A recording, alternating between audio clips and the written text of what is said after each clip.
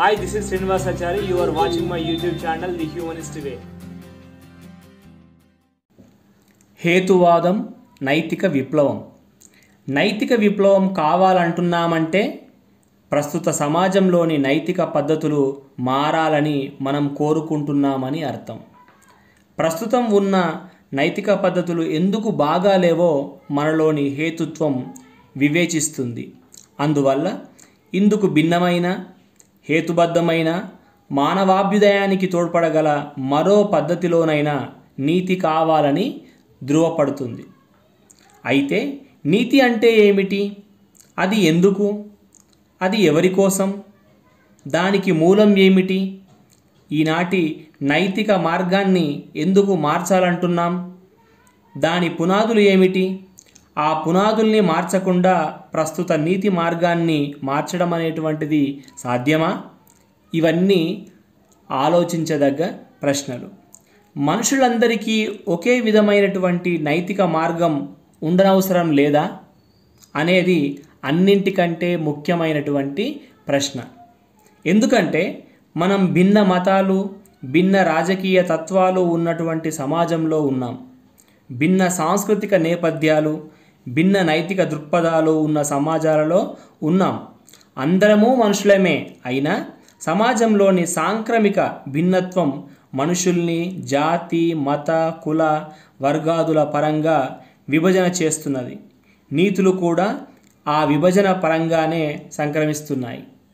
అందువల్ల ఒక ముఠా వారి నీతికి మరొక వర్గం వారి నీతికి సంబంధం లేకుండా పోవడమే కాకుండా కొన్ని సందర్భాలలో వైరుధ్యం కూడా తలెత్తుతున్నది. ఇలా ఎందుకు జరుగుతున్నది అనేది ముఖ్యమైనటువంటి ప్రశ్న. ఈ ప్రశ్నకు సమాధానం చెప్పుకోవడంలో వారి వారి సాంప్రదాయాల ప్రభావం వల్ల నిర్ణయాల దారులు వేరయ్యాయి. ఆ దారుల్లో నీతివంతమైనవి ఉన్నాయి, అవినీతికరమైనవి కూడా ఉన్నాయి. ఏది నీతి, ఏది అవినీతి, అవినీతిని ఎలా తొలగించాలి, నీతిని ఎలా సాధించాలి అనే విషయాలు తెలియకుండానే అవినీతి పోవాలని, నీతి కావాలని ఉద్యమించే వాళ్ళు ఉన్నారు. అందువల్ల ఈ విషయంలో కొంత స్పష్టత అనేది అవసరం. హేతువాదం మానవుడి వివేకానికి పనిచెబుతుంది, మానవవాద మార్గాన్ని చూపుతుంది. మానవవాదం అనేది ఇతరులకు బోధించడానికి ఏర్పడినటువంటి సిద్ధాంతం కాదు. ఎవరికి వారు మనుషులుగా ఆచరించడానికి ఏర్పరచుకున్నటువంటి జీవన విధానం అని మనము గుర్తించాలి. అందుకే humanism is to be lived అన్నాడు ఎంఎన్ రాయ్. సామాజిక జీవనంలో మన ప్రవర్తన వివేకాన్ని అనుసరించినప్పుడు, ఆ వివేకం మన అంతరంగం మీద పనిచేసినప్పుడు ఆ నడవడికను మనం నీతి అంటాం. మన జ్ఞానం పెరిగే కొలది మన జీవన విధానంతో పాటు దాని అన్వయం కూడా పెరగాలి. కానీ అలా జరగడం లేదు. కరడుగట్టిన మతనీతులు, కట్టుబాట్లు మన సామాజిక ప్రవర్తనను శాసిస్తున్నాయి. జ్ఞానం ముందుకు లాగుతున్న మానవుడి ప్రవర్తన అజ్ఞానాన్ని అనుసరిస్తున్నది. సమాజంలో నైతిక పతనం నగ్నంగా దర్శనమిస్తూ అవినీతి కథను తొక్కుతున్నది. ఈ స్థితి మారాలి అంటే నైతిక విప్లవం అనేది రావాలి. మనుగడ కోసం, భద్రత కోసం సంఘాలుగా జీవించడం జంతువుల లక్షణం. లైంగిక సంబంధాలు, బిడ్డల ఎడ ప్రేమ, స్వజాతితో సహజీవనం, శత్రుజాతుల నుంచి తమను తాము కాపాడుకోవడం వగైరాలు కూడా సహజాత లక్షణాలే. అయితే మానవుడి వివేకం ఆ లక్షణాలకు చాలా మలుపునిచ్చింది. జంతుజాతుల సహజాత సంఘజీవనానికి భిన్నంగా అభివృద్ధిని సాధించడానికి మానవుడు సమాజాన్ని నిర్మించుకున్నాడు. అది అతని సంకల్పానికి నిదర్శనం. ఇతర జంతుజాతులకు సాధ్యం కాని రాజకీయ, ఆర్థిక, సాంస్కృతిక వ్యవస్థల్ని అతను నిర్మించుకున్నాడు. అభివృద్ధి సాధించుకున్న కొలది కొత్త వ్యవస్థలు రూపుదాల్చుకుంటూ వచ్చాయి. శాస్త్ర విజ్ఞానం, సాంకేతిక పరిజ్ఞానం పెరిగిన కొలది మరిన్ని సంక్లిష్ట వ్యవస్థలు రూపొందుతూ వచ్చాయి. వీటన్నింటికీ మూలం మానవుడిలోని హేతుత్వ శక్తి, జ్ఞానశక్తి కూడా. రకరకాల నిర్బంధాల నుంచి విడుదల పొందాలన్నటువంటి స్వేచ్ఛా పిపాసే వాటికి ప్రేరణ ఇచ్చింది. కాగా ఆ స్వేచ్ఛను క్రమానుగతంగా సాధించుకుంటూ ముందుకు సాగడానికి తిరిగి ఆ హేతుత్వం, ఆ జ్ఞానం మనిషికి సహకరించాయి కూడా. వ్యవస్థలు పెరిగే కొలది భిన్న వ్యవస్థల మధ్యను, వ్యక్తులకు వాటితో ఉండవలసినటువంటి సంబంధాల మధ్యను రాపిడి పెరిగింది. ఆ రాపిడి అంటే ఫ్రిక్షన్ని తగ్గించి మనుషులంతా సామరస్యంతో జీవించాలని మనుషుల ప్రవర్తనలు, సంబంధాలు, వ్యవస్థల సంబంధాలు, వ్యక్తులతో వాటి సంబంధాలు సామరస్యంగా ఉండాల్సినటువంటి అవసరం అనేటువంటిది వచ్చింది. ఈ సామరస్య సాధనకే నీతి అనేటువంటిది అవసరం అవుతుంది. నీతి అనేది మానవ సంబంధమైనదే తప్ప ఇతర జంతు జాతులకు చెందినది కాదు. మనిషి ప్రవర్తన ఐచ్ఛికమైనప్పుడు నీతి అవుతుంది, అనైచ్ఛికమైనప్పుడు కట్టుబాటు అవుతుంది. సామరస్యాన్ని చెరిచేదైనప్పుడు అవినీతి అవుతుంది. అంటే నీతి అనేటువంటిది ఐచ్ఛికమన్నమాట. కాబట్టి నీతికి మూలమైన స్వేచ్ఛను, హేతుత్వాన్ని, విజ్ఞానాన్ని కొంచెపరిచేది లేదా కించపరిచేది అవినీతి అవుతుంది, కానీ నీతి అనేటువంటిది కాదు అని మనం అర్థం చేసుకోవాలి. నీతి అనేది అంతరంగ ప్రవృత్తికి సంబంధించినటువంటి అంశం. అందువల్ల అది స్వచ్ఛంద ప్రవర్తనల్లోనే ప్రతిబింబిస్తుంది. ఇతరుల నెత్తి మీద బలవంతంగా రుద్దబడేది నీతి కానే కాదు. అనుకునేది, చెప్పేది, చేసేది ఒకటే కావాలి. అనుకునేది అంతరంగం, దానికి హేతుత్వం సారథ్యం వహించినప్పుడు నైతికతలో సహజంగానే మానవత అనేటువంటిది చోటు చేసుకుంటుంది. షెర్విన్ వైన్ అన్నట్లు, what we think and feel is reflected in what we do. సహజంగా మనం మంచి చేయడాన్ని నీతి అని, చెడు చేయడాన్ని అవినీతి అని అంటుంటాం. అయితే ఏది మంచి, ఏది చెడు అనే దాన్ని విచక్షించడం ఎలా? ఎందుకంటే నీతి వద్దనే వారు సహజంగా ఉండరు. నీతి వద్దని, అవినీతి కావాలని ఏ మతాలు కానీ తత్వాలు కానీ అనడం కూడా లేదు. జాతుల నీతులే మతాల్లోకి దిగుమతి అయినందువల్ల జాతుల కట్టుబాట్లే మతాల నీతులుగా మారాయని తెలుస్తున్నది. అందువల్ల మానవికం కావలసినటువంటి నీతి మతాల పరంగా విభజన పొందింది. ఒక మత నీతి మరొక మత నీతి కాకుండా పోయింది. మనో వాక్ కాయ కర్మలు ఒకే రీతిలో ఉండాలని, పరస్పర విరుద్ధంగా ఉండరాదని హిందూ మతం కూడా ఎక్కడెక్కడో చెప్పేసింది. కానీ హిందువుల అంతరంగం ఎలాంటి శిక్షణ పొందిందో అలానే అనుకుంటుంది. దాని ఆదేశాల ప్రకారమే హిందువు చెప్తాడు, చేస్తాడు. అంత మాత్రాన అది నీతి కాదు. కుల విభజన తప్పు అని వేదికలెక్కి చెప్పే హిందువులు ఉన్నారు. అలా అనడమే కానీ తాము ఫలానా కులానికి చెందిన వాళ్ళమని అంతరంగంలో అనుకోని హిందువు కనిపించడం చాలా అరుదు. అస్పృశ్యత తప్పు అనడం వేరు, అస్పృశ్యతా భావాన్ని మనసు నుంచి చెరిపివేసుకోవడం వేరు. మతాలు మనుషుల అంతరంగాలకు తప్పుడు శిక్షణ ఇచ్చాయనడానికి లక్షోపలక్షల ఉదాహరణలు మనము చెప్పుకోవచ్చు. మతం, దైవం, భక్తి, స్వర్గ నరకాలు, ఆచారాలు, కట్టుబాట్లు వగైరాలన్నీ మనుషుల అంతరంగాల్లోని అపశృతులే. ఆ అవలయాలన్నీ మనుషుల్లో సెంటిమెంట్లుగా తయారయ్యాయి.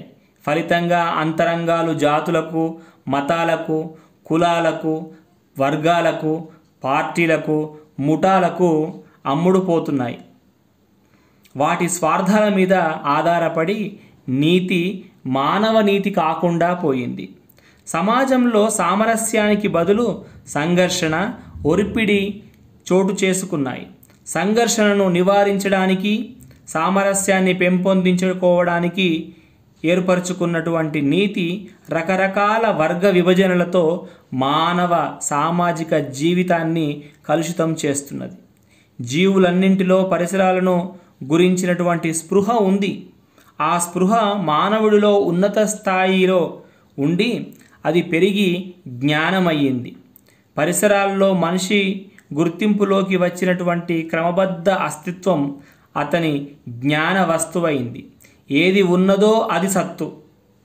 క్రమబద్ధం కావడం వల్ల అది మానవుడి జ్ఞాన అంటే చిత్తు పరిధిలోకి రాగలిగిన మేరకు సత్యమైంది. అంటే ఏది వాస్తవిక సత్యమో అది మానవుని జ్ఞానానికి వస్తువైంది. సత్యాన్ని గురించినటువంటి జ్ఞానం క్రమంగా పెరిగే కొలది సత్యం క్రమంగా వికసిస్తూ ఉన్నది. మారేది సత్యం కాదు అనేవారు జ్ఞానం సైతం మారదని అభిప్రాయపడతారు. ఎందుకంటే వారి జ్ఞానం ఇహలోక జ్ఞానం కాదు, వారిది బ్రహ్మజ్ఞానం. వారి సత్యం లోక సత్యం కాదు, వారిది లోకాతీత సత్యం. బ్రహ్మమే సత్యం, దాన్ని గురించిన జ్ఞానమే జ్ఞానం అనేది వారి ధోరణి. కానీ బ్రహ్మం అంటే ఏమిటో ఎవ్వరూ ఎన్నడూ చెప్పలేదు. కాబట్టి బ్రహ్మం అనేది అజ్ఞానుల ప్రతిపాదనే అవుతుంది. ఆధునిక వైజ్ఞానిక అవగాహన ప్రకారం స్పృహ జ్ఞానంగా మారడంలోనూ, సత్యాన్ని మదింపు వేయడంలోనూ, స్వేచ్ఛను సాధించడంలోనూ మానవుడిలోని హేతుత్వం ఎప్పటికప్పుడే ప్రధానమైనటువంటి పాత్రను వహిస్తుంది. ఈ క్రమంలోనే మనిషి నడవడిక ఉంటుంది. ఆ నడవడికను బట్టి మనం నీతిని అవినీతిని కొలుస్తాం. మానవుడి జ్ఞానం పెరిగే కొలది అతడి సామాజిక సంబంధాల అవగాహన కూడా పెరుగుతుంది.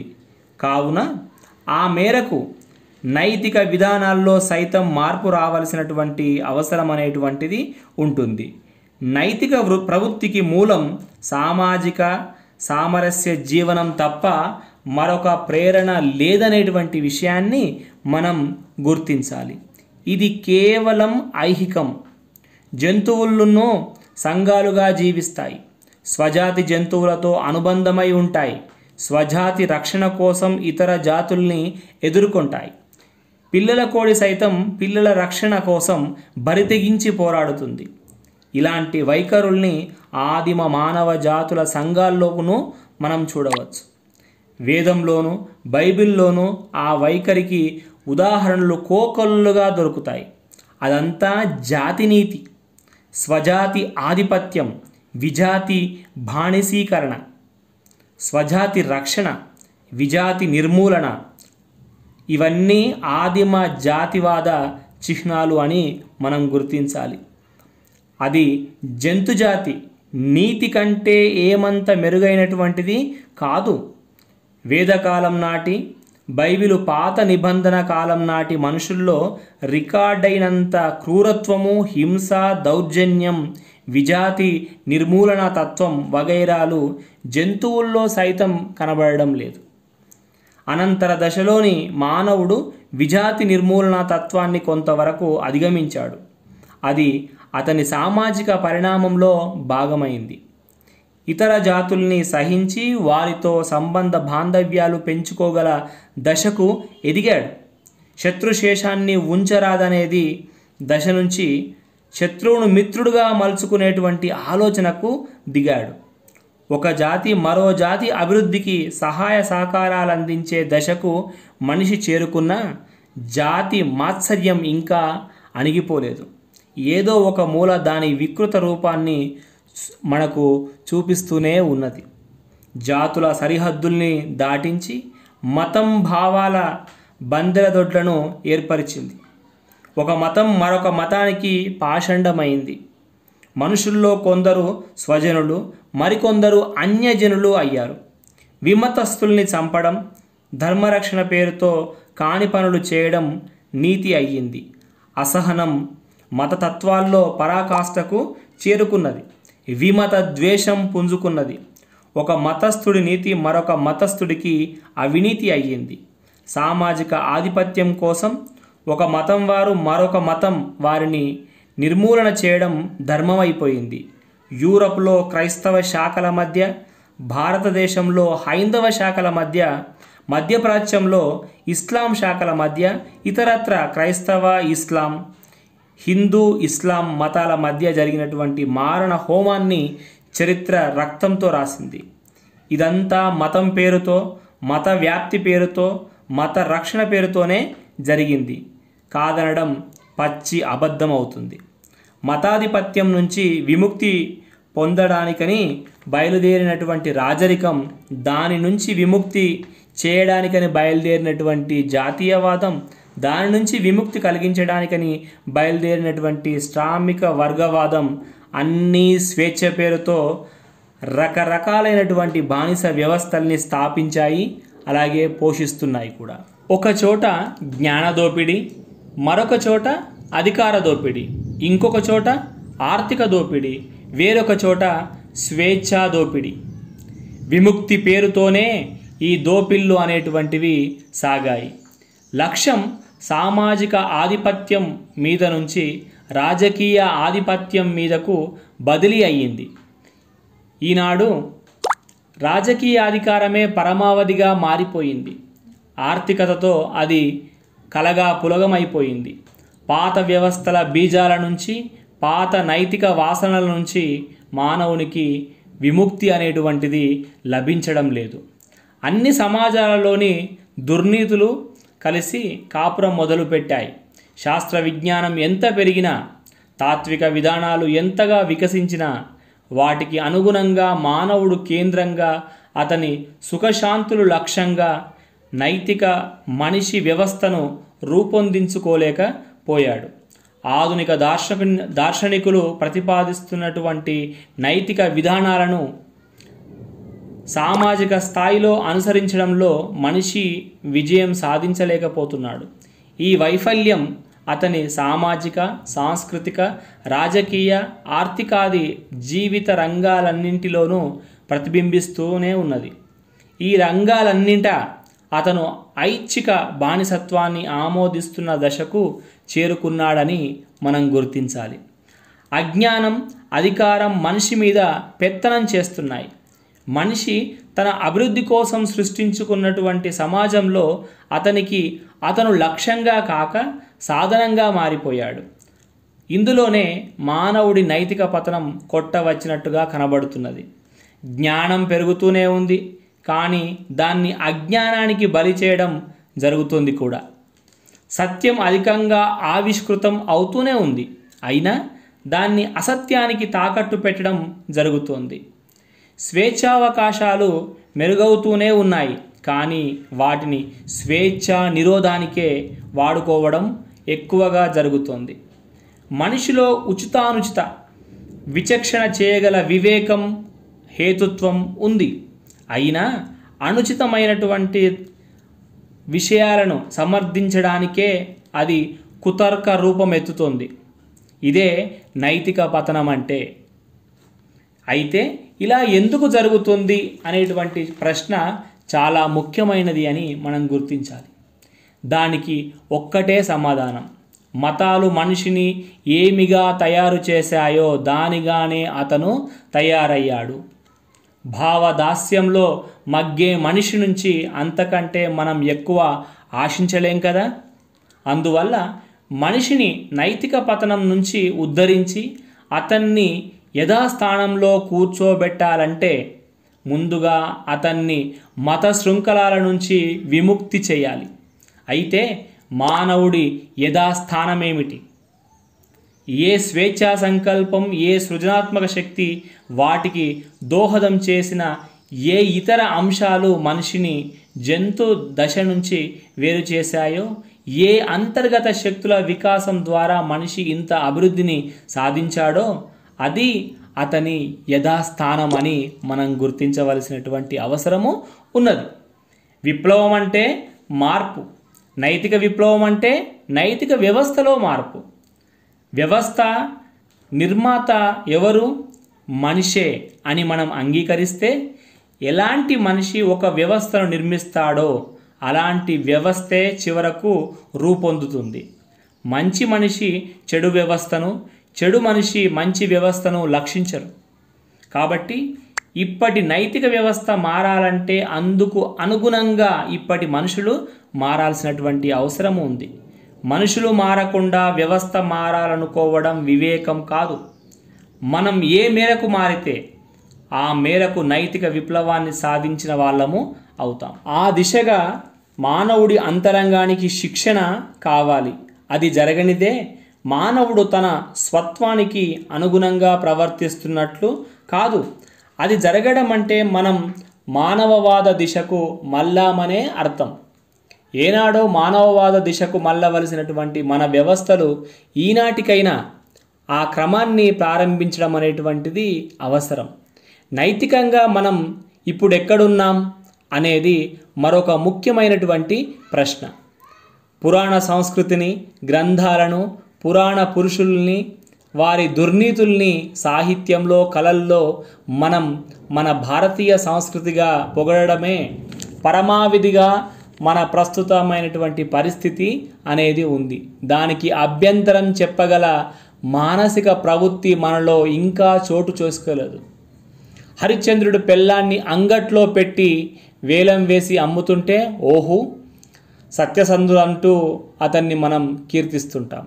రాముడు పెళ్ళాన్ని నిప్పుల్లో దూకిస్తుంటే, బావిలో పడదోస్తుంటే ఆహా రాజధర్మం అని దేవుణ్ణి చేసి కొలుస్తాం. హరిశ్చంద్రుడు, రాముడు ఇద్దరు మన జాతిపిత గాంధీజీకి ఆదర్శ పురుషులే. ధర్మరాజు ఉమ్మడి పెళ్ళాన్ని పనంగా పెట్టి జూదమాడుతుంటే అతన్ని ధర్మపరుడని కీర్తిస్తూ ఎదుటి పక్షాన్ని నిందిస్తున్నాం. విష్ణువు బృందను మానభంగం చేస్తుంటే అతన్ని పూజించడానికి గుళ్ళు గోపురాలు కట్టిస్తున్నాం. కానీ మనకు చీమ కుట్టినట్టయినా కూడా నొప్పి మనకు కలగడం లేదు. ఇలాంటి వాటన్నింటినీ సినిమాల్లో, నాటకాల్లో, చిన్ని తెరల మీద చూసి, హరికథల్లో, బుర్రకథల్లో విని లొట్టలు వేస్తూ ఆనందిస్తాం తప్ప వీటి వెనుక ఉన్నటువంటి అమానుషత్వాన్ని, అవినీతిని, కుసంస్కృతిని ప్రశ్నించగల మానసికమైనటువంటి సున్నితత్వం, నైతిక దృక్పథం, సభ్య సంస్కృతి ఎందుకు కొరవడ్డాయో మనం ఆలోచించలేకపోతున్నాం. కృష్ణుడు గోపికా స్త్రీల వస్త్రాపహరణం చేసినటువంటి చిత్రపటాలను ఇంటింటా తగిలించుకొని ఆరాధించడంలో మనకు అశ్లీలం ఊసు రాదు. కానీ బజారు గోడల మీద సినిమా పోస్టర్లలో అశ్లీలం కనిపిస్తుంది. ఆ పోస్టర్లను చింపివేయడానికి ఉద్యమాలు నడుపుతాం. పురాణ గ్రంథాల్లో ఉన్నటువంటి బూతును, అశ్లీలాన్ని ఎవరు చదువుతున్నారు లేదు అని సర్దుకుపోతాం. కానీ వాటిని చదువుతున్న వారికి సైతం అందులో బూతు, అశ్లీలం కనిపించని మానసిక జడత్వాన్ని గురించి ఆలోచించం. యోని, రతి అనే సంస్కృత పదాలను అలవోకగా వాడగలం. కానీ వాటి సమానార్థకాలకు అచ్చ తెలుగులో వాడితే ధ్వనించే అశ్లీలతను తట్టుకోలేని సంస్కృతికి మనం బానిసలం అయ్యాం. అశ్లీల సంస్కృతిగా ఈనాటి వారు భావిస్తున్న దానికి తోబుట్టువులైనటువంటి వేదాదుల్ని విశ్వ విజ్ఞాన గ్రంథాలుగా ప్రచారం చేయడానికి ఉత్సాహపడుతుంటాం. మరింత తక్కువ మోతాదులో అది ప్రతిబింబిస్తున్న నవలల్ని నిషేధించమని ఉద్యమాలు నడుపుతాం. ప్రజలు చేయవలసినటువంటి సెన్సార్లను ప్రభుత్వాన్ని చేయమని నిగ్గదీస్తున్నాం. ప్రజాస్వామ్యాన్ని ప్రభుత్వ స్వామ్యంలో నెట్టేయాలని మనం చూస్తున్నాం. టీవీల్లో, రేడియోల్లో, బజారు సభల్లో అజ్ఞానాన్ని పొగిడే ప్రభుత్వ నాయకత్వం ఉన్న దేశంలో మనం ఉన్నాం. నైతిక పతనాన్ని గురించి కూడా వారు హోరెత్తే ప్రసంగాలు చేస్తూ ఉండడం మనం చూస్తూనే ఉన్నాం. మన ప్రభుత్వాల నాయకులు, ప్రజాప్రతినిధులు, ప్రభుత్వోద్యోగులు అందరూ విద్యావంతులే.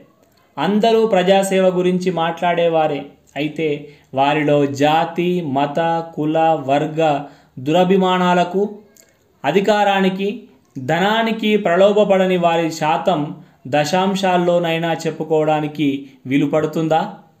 సామాన్య జనానికి అర్థం కాని భాషలో వెల్లడి అవుతున్నటువంటి బోఫోర్స్ స్కాము, హవాలా వంటి కుంభకోణాల్లో మునిగిపోయినటువంటి నాయకులు సైతం ప్రజల ముందుకు రావడానికి సిగ్గుపడడం లేదు. తిరిగి వారినే అలాంటి కుంభకోణాలు జరపడం కోసం ఎన్నుకునేటువంటి దశ నుంచి ప్రజలు వెనుదిరగడం కూడా లేరు. పూర్వం మతాలు, మత శాఖలు సమాజాన్ని సంఘాలుగా విభజించాయి. ఈనాడు రాజకీయ పార్టీలు ఆ పని చేస్తున్నాయి. ఎలాంటి ప్రజలు అలాంటి నాయకుల్ని ప్రజాప్రతినిధులుగా కాక పాలకులుగా ఎన్నుకుంటున్నటువంటి మూక స్వామ్యాన్ని ప్రజాస్వామ్యంగా వర్ణించేటువంటి దశలో మనం ఉన్నాం. కాబట్టి నైతిక విప్లవం అనేది క్రింది నుంచి జరగాల్సినటువంటి అవసరము ఉంది. ఏ విప్లవమైనా, ఆ మాటకొస్తే ఏ విప్లవమైనా క్రింది స్థాయి నుంచే జరగాలి. అసలు జరగవలసినటువంటిది సమగ్ర భావ విప్లవం. అది మానవవాదానికి దారితీయాలి. నీతి సైతం మానవికం కావాలి. ఈనాడు సమాజంలో మతం ఎంత బలంగా ఉందో అవినీతి కూడా అంతే ప్రబలంగా ఉంది. అందువల్ల మతాదేశాలు మనిషిని నీతిపరుణ్ణి చేస్తాయనేది అబద్ధమని తేలుతుంది. నైతిక ప్రవృత్తి అనైహికం నుంచి దిగుమతి అయ్యే వస్తువు కాదు. నైతికత చాలా విస్తృతమైనటువంటి అర్థం కలది. అది మానవుడి చిత్తవృత్తికి మొత్తానికి, దాన్ని అనుసరించగల ప్రవర్తనకంతటికీ సంబంధించినటువంటిది. వాల్టర్ లిప్మన్ అన్నట్టు, virtue cannot be commanded, it must be wild out of personal conviction and Dzire, A preface to morals అనే గ్రంథంలో ఆయన పై విధంగా సూచించారు. ఆవును పూజిస్తూ దాని ఉచ్చను పేడను సైతం మింగడం పుణ్యమని, సాటి మనిషిని తాకడం పాపమని బోధించే మనిషి అంతరంగం ఎలా పనిచేస్తున్నది చెప్పాలి. స్త్రీ శూద్రులకు వేదాధికారం లేదని ఇప్పటికీ వాగుతున్న పూరి శంకరాచార్యుల అంతరంగం ఎలా పనిచేస్తుందనేది మనం అర్థం చేసుకోవాలి. వేదం విన్న శూద్రుడి చెవిలో కరిగించినటువంటి సీసం పోయాలనే స్మృతులను తయారు చేసినటువంటి హిందూ ధర్మశాస్త్రకారుల అంతరంగం ఎలా పనిచేసిందని చెప్పాలి. తపస్సు చేస్తున్నటువంటి శంభుకుడు శూద్రుడని అతని తల నరికినటువంటి రాముడికి దేవాలయాల, డోలు, శూద్ర, పశు, నారి, గమారి, ఏ సబ్ తాడనేకే అధికారి అని సూక్తులు చెప్పినటువంటి రామచరిత మానసుడి తులసీదాసు అంతరంగం ఎలాంటి శిక్షణ పొంది ఉంటుందని మనం అర్థం చేసుకోవాలి. ఇలాంటి వాటిని కోకొల్లలుగా ఉదాహరించవచ్చు. అలాంటి వారిలో మానవత్వం మృగ్యమైందని, అంతరంగం దుర్దశకు చేరిందని మనం అర్థం చేసుకోవాలి. అందుకు కారణం మతం ఇచ్చినటువంటి శిక్షణే అని మనం గుర్తించాలి. ఏ మతమైనా సమతా ధర్మాన్ని పోషించిందనడానికి ఆధారం ఎంత మాత్రం లేదు. నీతికి పట్టుగొమ్మ మానవుడే. మానవ సమతా ధర్మాన్ని పాటించినదేది మానవ నీతి కానే కాదు. మానవ కేంద్రం కానిదేది నీతి కాదు. నీతి అనేది మానవికం అని మనము గుర్తించాలి. మతాల నీతులు పాశవి కాదు. మతాలు ఏర్పరిచినటువంటి లైంగిక కట్టుబాట్లు ఆధారంగా నీతిని కొలవడం, శీలాన్ని కొలవడం, అశ్లీలాన్ని లెక్కగట్టడం వివేకం కాదు. అది పురుషాధిక్యమైనటువంటి నీతిగా మనం అర్థం చేసుకోవాలి. పురుషుడు లైంగిక ఆధిపత్యానికి, స్త్రీ లైంగిక బానిసత్వానికి చిహ్నాలుగా మారిపోవడం వల్లనే అన్ని మత సమాజాల్లోనూ ఏకకాలంలో అనేక మంది స్త్రీలను ఒక పురుషుడు కలిగి ఉండడం అంటే బహుపత్నిత్వం అప్రశ్నితంగా చలామణి లోపట ఉన్నది. మత సమాజాలన్నీ స్త్రీని భోగ్య వస్తువుగానే పరిగణించాయి. భోగ స్త్రీల సంఘాలు నెలకొల్పాయి. అందుకే శీల అశ్లీల విషయాల్లో, నీతి అవినీతి విషయాల్లో స్త్రీని కేంద్రంగా పరిగణించడం మానసిక వ్యాధిగా మారింది. ఆ జబ్బు లక్షణాన్నే, ఆ జబ్బు యొక్క వారసత్వాన్నే నైతిక విప్లవ ఉద్యమకారులు పుణికిపుచ్చుకున్నారనేటువంటి విషయాన్ని మనం గుర్తించవలసినటువంటి అవసరం ఉంది. ఏది అశ్లీలం, ఏది అశ్లీలం కాదు అనే ప్రశ్నను అలా ఉంచినా అశ్లీలాన్ని తిరస్కరించే స్థాయికి ప్రజలు ఎదగాలి. అందుకు ప్రజల్ని సంసిద్ధం చేయాలి. అశ్లీల మత సంస్కృతిలో పెరిగినటువంటి ప్రజలు అశ్లీలాన్ని ఆదరిస్తున్నారు. ఆ ఆదరణను సొమ్ము చేసుకోవాలనుకున్న రచయితలు, కళాకారులు సొమ్ము చేసుకుంటున్నారు. ప్రజల్లో ఉద్వేగాలు ఉన్నాయి, హేతుత్వ శక్తి కూడా ఉంది. కానీ ఉద్వేగాల పగ్గాలను హేతుత్వానికి పట్టి ఇవ్వగల దశకు మతం మానవుణ్ణి పెరగనీయలేదు. హింస, దౌర్జన్యం, హత్యలు, అశ్లీలం ఇంకా ఉన్న ఈనాటి చెడ్డలన్నీ మత వారసత్వాలే. మనం సాంకేతిక పరిజ్ఞానం పెరిగినటువంటి యుగంలో ఉన్నాం కావున అవి మరింతగా పెరిగినట్టు మనకు భూతద్దంలో కనిపిస్తూ ఉన్నాయి. గుర్తించగల వారి సంఖ్య శతాధిక సహస్రాధిక రెట్లు పెరగడం కూడా ఆ భ్రమకొక కారణమే. ఈ సందర్భంగా నా చిన్ననాటి విషయాలు కొన్ని నాకు స్ఫురణకు వస్తున్నాయి. మా చిన్నతనంలో మేము వీధి బాగోతాలు, తోలుబొమ్మలాటలు చూస్తుండే వాళ్ళం. వీధి బాగోతాల్లోని హాస్యం కూడా చాలా మొరటుగా ఉండేదే కానీ తోలుబొమ్మలాటల్లో కేతిగాడు, బంగారక్క, జుట్టు పోలిగాడు బొమ్మలతో తెర మీద ప్రదర్శించబడే అశ్లీలం, పచ్చి బూతులు ఇప్పటి వాళ్ళు భరించలేనంతగా ఉండేవి. వాటిని చూసి ఆనాటి వారంతా పిన్నలు, పెద్దలు, స్త్రీలు, పురుషులు తెగ సంబరపడిపోయేవారు. మన సంస్కృతి పేరుతో మనవారు ఆదరించే కళారూపాల వారసత్వం వాటి నుంచి వచ్చిందని జ్ఞాపకం చేయడానికి నేను ఇక్కడ ఆ ప్రస్తావన తెచ్చాను. అంత మాత్రాన అశ్లీలత, అసభ్యత కొనసాగాలని నేను అనడం లేదు. పుండొక చోట ఉంటే మందొక చోట వేయవద్దని మాత్రమే నేను అంటున్నాను. నిషేధాలను కోరేవి విప్లవోద్యమాలు కావు, అవి విప్లవ ప్రతిఘాతాలు. బలవంతంగా తెచ్చేవి విప్లవాలు కావు, అంగీకారాన్ని సాధించేవి విప్లవాలు. అంగీకారాన్ని సాధించేవే అసలైనటువంటి విప్లవాలు. భావాలను భావాలతోనే ఎదుర్కోవాలి. హేతువాదులకు, మానవవాదులకు మనిషి హేతుత్వం మీద, మంచితనం మీద నమ్మకం ఉంది.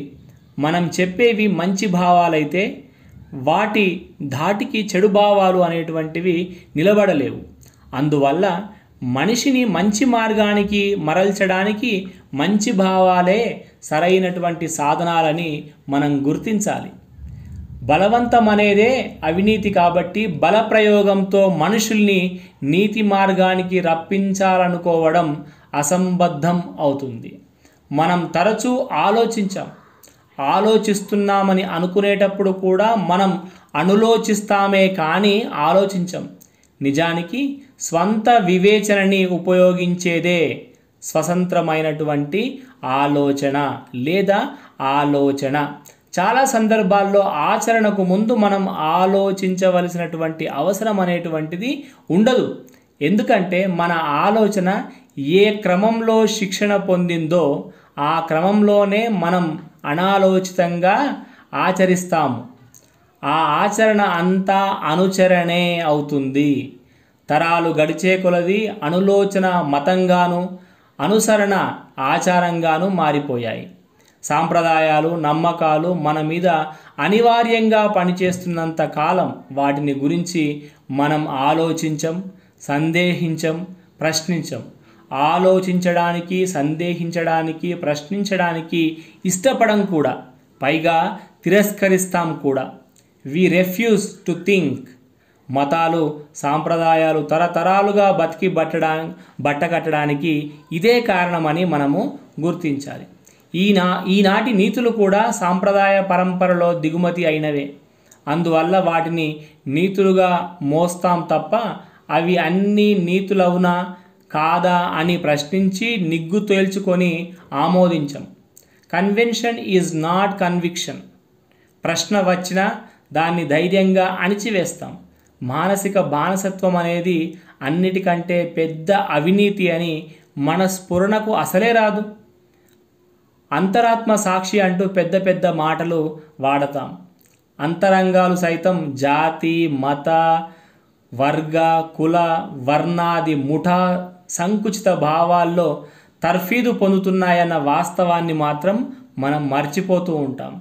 కోర్టుల్లో దైవ సాక్షిగా చేసే ప్రమాణాల నిరర్ధకత గురించి న్యాయశాస్త్రానికి ఇంతవరకు ప్రశ్నే తలెత్తలేదంటే మీరు ఆలోచన చేయండి. కాబట్టి మనం చెప్పుకునేటువంటి విషయం ఏమిటి అంటే మానవత ఆధారంగా మన అంతరంగాలు అనేటువంటివి నైతికంగా ప్రవర్తించాల్సినటువంటి అవసరం అనేటువంటిది ఉన్నది. కాబట్టి మానవత నైతికతకు మూలము, అదే పునాది అనేటువంటి విషయాలను మనము గుర్తించవలసినటువంటి అవసరము ఉంది.